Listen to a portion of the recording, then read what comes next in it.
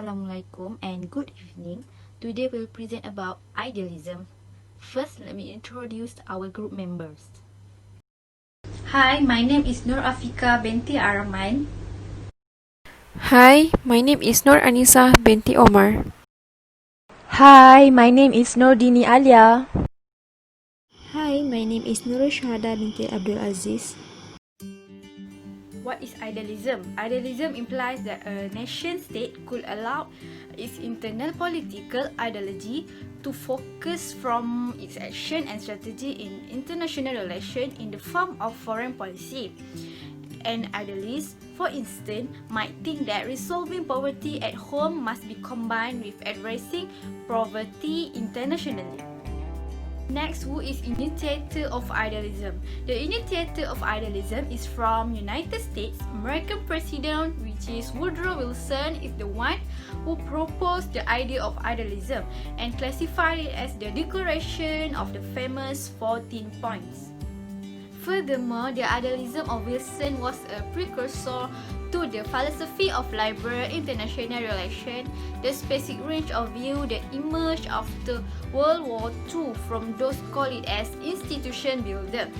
The International Monetary Fund (IMF) and the United Nations (UN) and others were institutions that come into being as a consequences of the outcomes of the war. Just now, I had explained who is the initiator of idealism, and now I will talk in detail who is Thomas Woodrow Wilson. Thomas Woodrow Wilson was the 28th President of the United States from 1913 to 1921. In the American study of international relations, idealism usually refers to the school of thought personified in American diplomatic history by Woodrow Wilson, such that it is sometimes referred to as Wilsonianism or Wilsonian idealism. Hence, Wilson gets the credit of being the father of the League of Nations, and he was a great propagator of world peace. Idealism holds that a state should make its internal political philosophy the goal of its foreign policy. Now I will summarize in short the history of idealism. The main author in this idealist tradition of thought in foreign affairs have been practicing continuously since the 1880s. Idealism relies on assumption where, rather than resorting to war, government are responsible agent capable of maintaining enduring the stability. Idealism is also distinguished by the dominant role play in its formulation of policy formation by international law and international organization.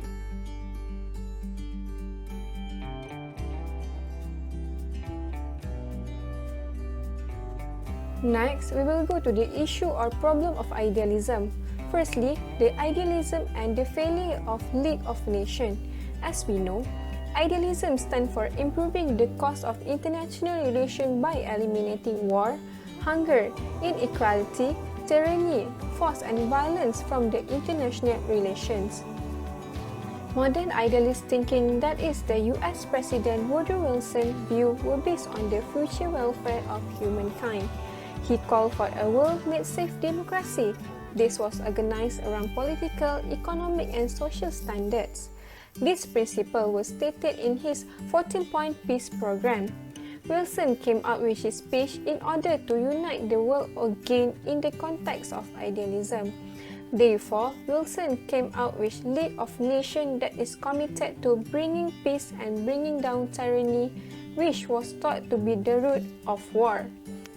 The League of Nations was established at the end of World War I as the peacekeeping organizations.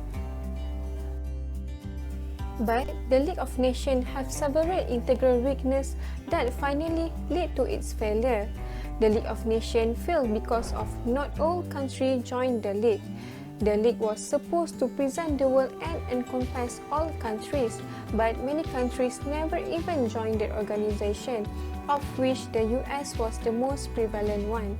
some members only remain member for a short while before ending their memberships.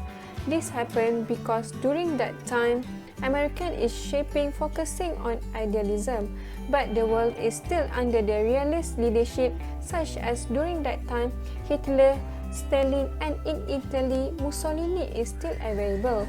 So, when the realist people are still there, therefore to strengthen the idealism in the international system is hard. Other than that, during that time, the socialist ideology is still developing. In socialists, they think that international system is anarchy. Anarchy, that means there is no law in the international system. Then, why League of Nations want to make the law when they are even not a countries? Realists only believe on actor and not believe in non-state actor. Not only that, the idea which the League of Nations fails to intervene in many conflicts leading up to the World War II. It is including the Italian invasion of Abyssinia, Spanish Civil War, and the Second Sino-Japanese War. The Second World War II demonstrated that the League of Nations had failed on its primary purpose, that is to prevent another world war from happening. The failure of the League of Nations buried the idealist expectation on international peace during that time. Second issue is the relevancy of United Nations nowadays. As we know, idealism in international relations represents a set of ideas which together to oppose war and advocates the reform of the international community through dependence upon moral value and the development of international institutions and international law. The major goals of idealism is to create a democratic and peaceful world where every actor from an individual to an international level can be seen and heard.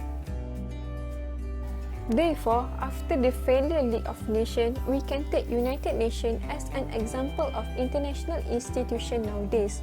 The objective of United Nations being established is to keep the peace and security throughout the world, to develop friendly relations among nations, to help nations work together to improve the life of poor people, to conquer hunger and disease, and to encourage respect for each other's rights and freedom.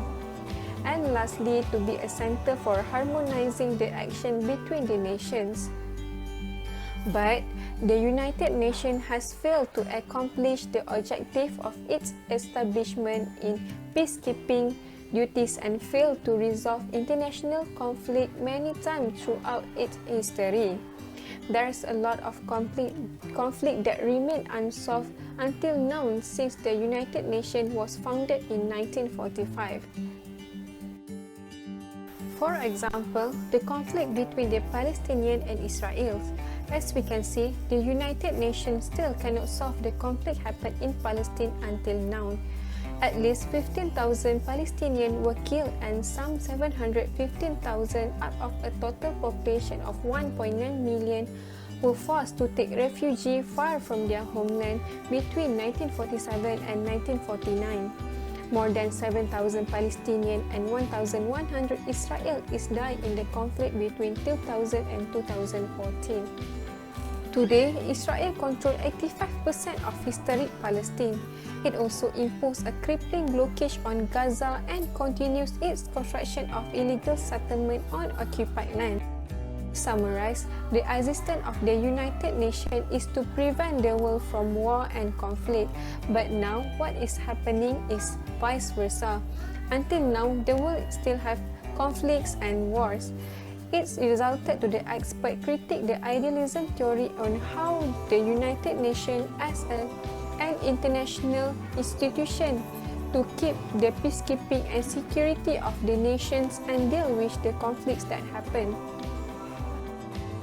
Okay, next, we're moving on to parties involved and its international events, where I will explain later which are the 14 points and League of Nations. 14 point speech was introduced by the American President Woodrow Wilson that articulated in a speech to Congress on January 8, 1918, at the end of the World War I. So the purpose of these 14 points is to outline a strategy for ending the war, for long-lasting peace in Europe, Americas, and the rest of the world. The 14 points was drafted by Sidney Edward Mezes, Walter Lippmann, Isaiah Bowman and David Hunter Miller. Those points are stressed on the elimination of secret treaties, the freedom of the seas, limitations on armaments and the resolution of imperial claims with the goal of self-determination for colonial subjects. Okay, now we take a look at all 14 points with its explanation. So for the first point, open diplomacy without secret treaties, meaning that no more secret agreements between countries, where diplomacy shall be open to the world. Second, economic free trade on the seas during war and peace means that international seas shall be free to navigate during peace and war. Third, equal trade conditions where there shall be free trade between the countries who accept the peace. Fourth, decrease armaments among all nations, which there shall be a worldwide reduction in weapons and armies by all countries. Fifth, adjust colonial claims, which means that claims over land and regions will be fair. 6. Evacuation of all Central Powers from Russia and allow it to define its own independence, meaning that Russia will be allowed to determine its own form of government. 7. Belgium to be evacuated and restored, where all German troops will leave Russian soil and Belgium will be an independent country. 8. Return of Alsace-Lorraine region and all French territories, meaning that France will regain all territory, including the dispute land of Alsace-Lorraine. Point number 9. Readjust Italian borders, meaning that the borders of Italy will be established such that all Italians will be within the country of Italy. 10th, Austria-Hungary to be provided an opportunity for self-determination and they will be allowed to continue to be an independent country. 11th, redraw the borders of the Balkan region, creating Romania, Serbia and Montenegro, which means that the Central Powers will evacuate those countries and leave them as independent countries. 12. Creation of a Turkish state with guaranteed free trade in the Dardanelles, meaning that the Turkish people of the Ottoman Empire will have their own country. 13. Creation of an independent Polish state where other nationalities under the Ottoman rule will also have security. And lastly, creation of the League of Nations will be formed to protect the independence of all countries, no matter how big or small. As a result of the 14 points, it was well received by the public at home and abroad, but foreign leaders were skeptical as to whether they could be effectively applied to the real world. For example, leaders such as David Lloyd George, George Clemenceau and Vittorio Orlando were hesitant to accept the points regarding the war aims.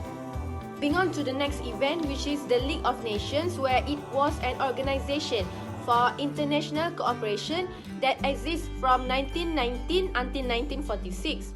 The League of Nations had several goals, including negotiating to settle disputes between countries, improving global welfare, and using collective security and diplomacy to prevent war. Parties that were involved were Woodrow Wilson of the United States, who was heavily involved in the Paris Peace Conference, and the drafting of the Treaty of Versailles are David Lloyd George of Great Britain and George Clemenceau of France. After months of negotiation, the countries drafted the post-war document of Treaty of Versailles at Paris. This treaty imposed consequences on Germany for beginning the war and provided the framework for the creation of the League of Nations. And the treaty was signed on June 28, 1919. And 29 members of the Allied powers signed the treaty and became the official members. Next, I'm going to explain on the suggestion to ensure that idealism theory could be implemented and continue in the international relations. The first suggestion is to refine the definition of being good. Although the idealist opinion that man is good, peaceful and rational is realistic in both theory and practices, but the view conjures question about how we define the good morals nature of man. Basic weakness of idealism theory is its incompatibility, full of ambiguities and double meaning in nature to the concept of good, because it can be varied in different states with different cultures and different religions. Thus, the idealists need to refine the definition of being good to make sure that it can be accepted by every state. The next suggestion is to establish new methods of diplomacy to replace the traditional method. New diplomacy should eliminate the domination of rich and powerful influence in order to prevent class bias. In order to prioritize the interests of society as a whole and the interests of international society.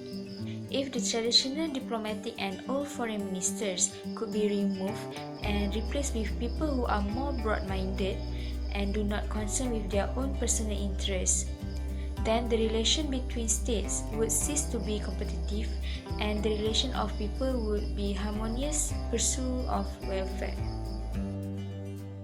The third suggestion is centralized and rationalized authority. The balance of power should be replaced with centralized and rationalized authority or international government that have collective security and common good policy. This can prevent war and preserve the system of state within the authority so that lasting peace can be ensured.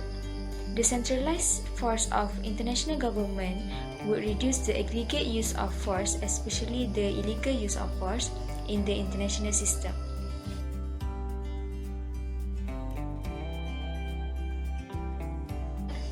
The last suggestion is to strengthen the international law. Hobson has suggested that mechanism of peaceful settlement and functional cooperation should be set up in the international law as a basis for future development.